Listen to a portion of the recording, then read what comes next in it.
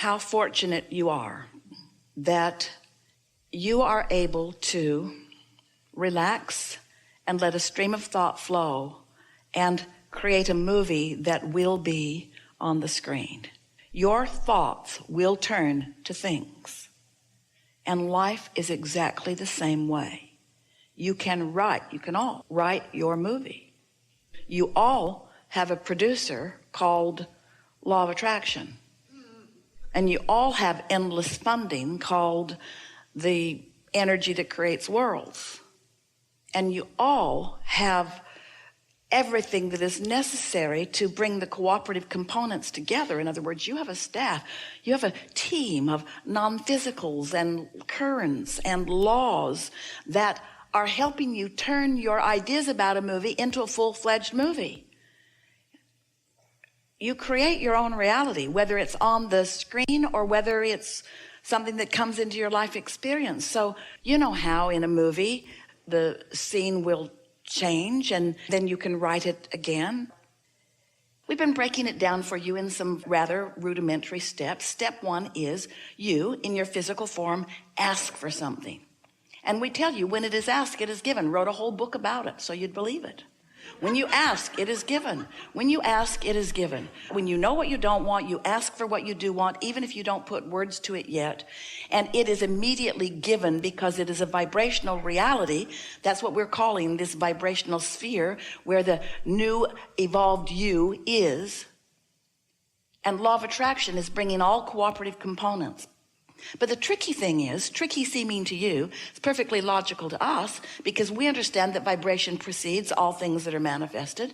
It's been that way from the beginning of time. In other words, there's got to be a thought, and the thought has to get some momentum going before the thought has enough attraction power to start manifesting into a way that it can be seen more fully through physical senses. Doesn't that seem logical?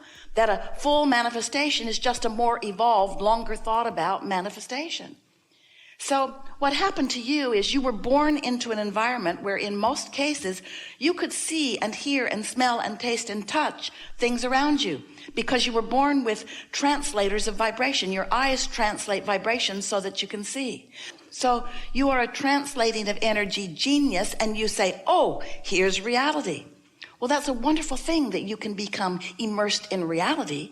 But the thing about you being immersed in reality is that it makes you sometimes only want to be immersed in the already manifested reality. So you get all motivated and activated and enamored with the what is, the what I can already see and hear and smell and taste and touch. And the problem with that is if you're only offering your vibration about what you're observing, then you can only create more of what you are already observing. If you want something different than what is, you've got to offer a vibration that's different than what is. And that takes some discipline because what is attractive to you because you can see it. Your airways are full of conversations about what is.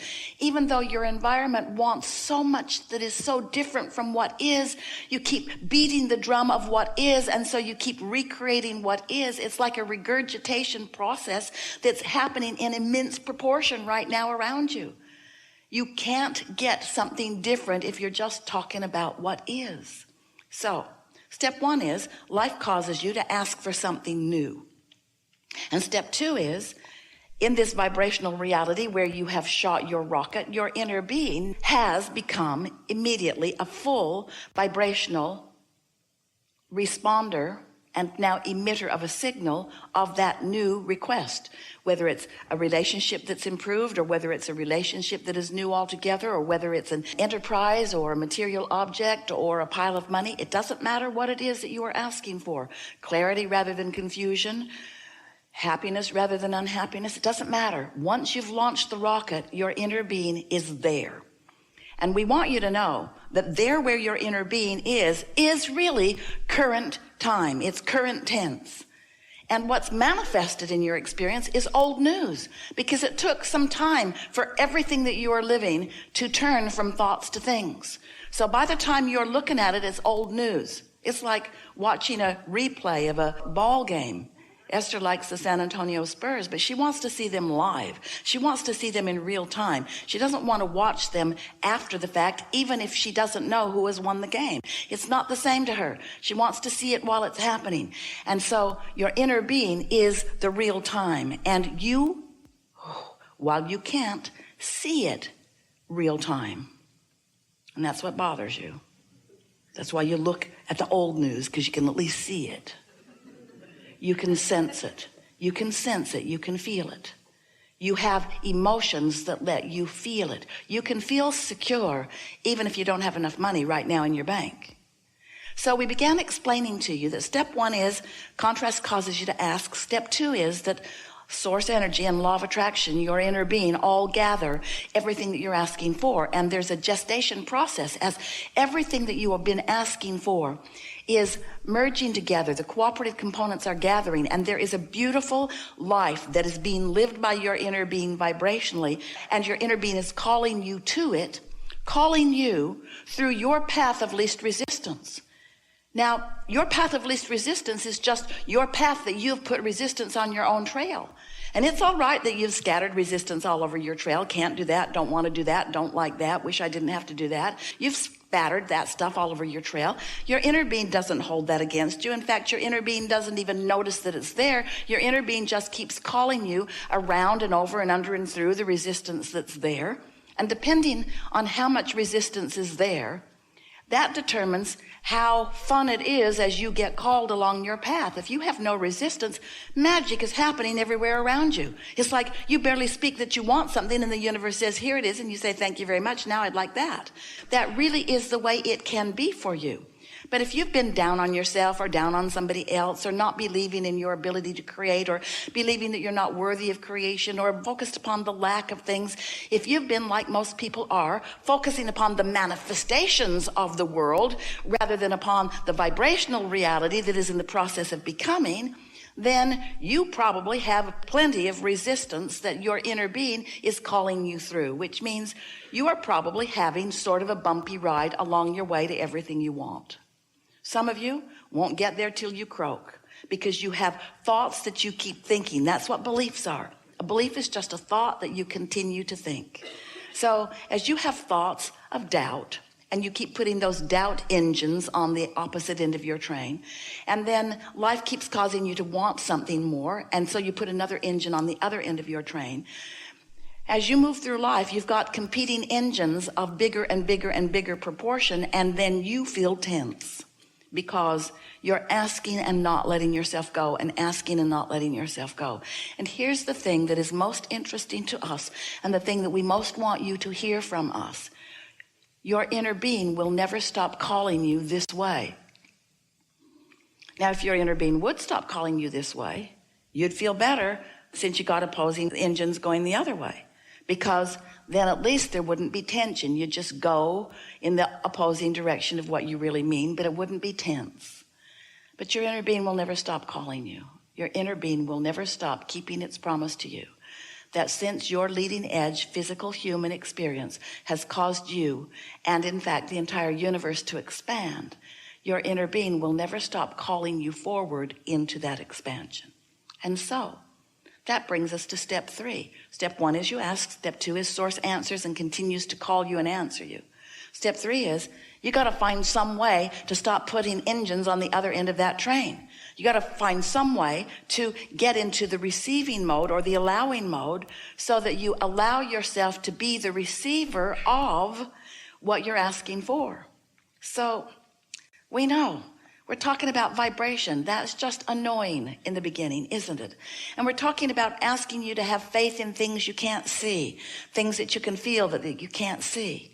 But when you do, when you begin to accept that law of attraction is real, and that your guidance system is real also, when you accept that and you start really taking note of how you feel, and you make some attempt at thinking more and more thoughts that feel better and better to you, so you are offering less and less resistance, then you begin to get movement.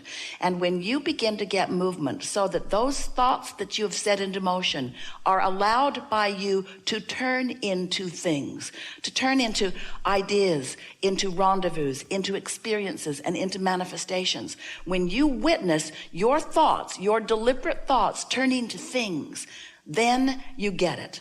Then you accept not only the laws of the universe as they are, in their pure and equal opportunity state, but you also begin to trust in your own ability to create your own reality. And that's when something wonderful starts happening to you. You begin to feel your blessed worthiness. You begin to expect good things to come to you. It's nice, and we know you often appreciate witnessing good things coming to others. There's nothing more thrilling than to love someone and watch them thrive. But sometimes when someone else is thriving and you are not, then you make up things that are not true about why. You try to explain that they're thriving because they have better advantages. They're thriving because they were born into it, or they were thriving because they had this education or this advantage, or. And every time you do that, you're really talking about your disadvantage. And when you keep active in your vibration, your own disadvantage, when you are rationalizing or justifying or defending yourself, you're stacking up those engines of resistance, and you are limiting your own ability to move. But here's the thing. You've already asked, and it's already been given, and you're already being called. And so every time you do that, the tension is greater within you, which causes you to feel greater anger or greater depression or greater feeling that you are being left out in some way. And we want you to know you are never being left out. As you look across the board in the world in which you live, on subject after subject as it relates to you or maybe to others, you might notice that things are not even. Different people are living different experiences, and certainly it isn't even, but it is always fair, because it is always law of attraction responding to the vibrational output of whatever's going on. So rather than arguing in a limited way that it's just not fair that you're not getting something and somebody else is, stop, if you can, looking at the manifestation and begin to evaluate just for a little while what you're doing vibrationally. Because what you will begin to notice is that those that are thriving on whatever subject of desire it is that you are witnessing are thriving because their mood or their attitude or their opinion about it is something that is working for them. You cannot work against yourself, even by noticing what is, if what is isn't what you want to be, without limiting yourself. And that slowdown doesn't feel good to you.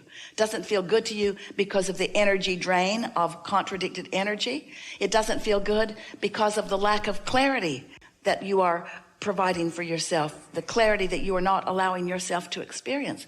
And then it ultimately doesn't feel good because as it unfolds, it's just more bad news to you. And then it really doesn't feel good when something manifests that you clearly do not want. And we are just saying, you have more control of your experience than maybe you have realized, and that's why we like to visit with you. We know that if you are like many people, you are stuck in the awareness of what is, and it makes everything we're saying here not only feel irrelevant to you, it makes you feel irritated by it.